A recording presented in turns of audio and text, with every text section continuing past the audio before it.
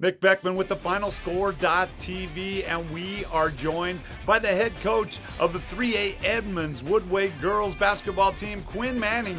The Warriors come in at 18-2 as we're finishing out this last week of the regular season. As you head into playoffs, what has this group done especially well that gives you the confidence right now? Well, our bread and butter, if anybody's watched us play, is playing with speed. We're fast and we want to go downhill. And these kids have really excelled at playing with pace.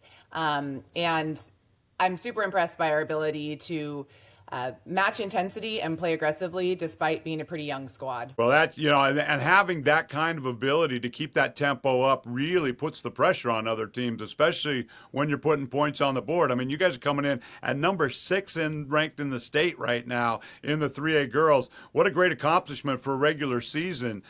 How much does the energy and involvement of your community and fans impact your team, especially heading into the playoffs with your style of play?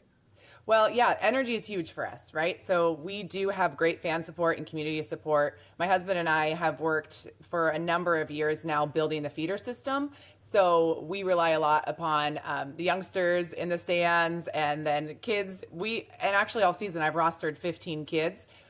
So energy on the bench is huge, and you can really see our culture from the excitement that we're generating. Well, what a great culture, and that's a great thing to have those bodies on the bench. I mean, every team runs into some adversity during the seasons, be it a series of a sickness that might run through the locker room or a rash of injuries that might crop up and keep people out, but having those bodies available and that are willing to step in and find their roles and creating that feeder system really gives you a great base to work from.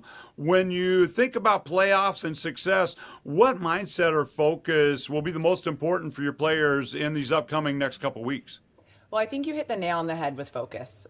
We start 4 freshmen on our team, so they're learning a lot as far as maturity and maintaining focus throughout some of the hardships and obstacles in a game, right? And I keep telling my kids that basketball is a game of runs, momentum shifts, expect mistakes. So it's a lot of mental coaching that I feel that I'm having to do with such a young team.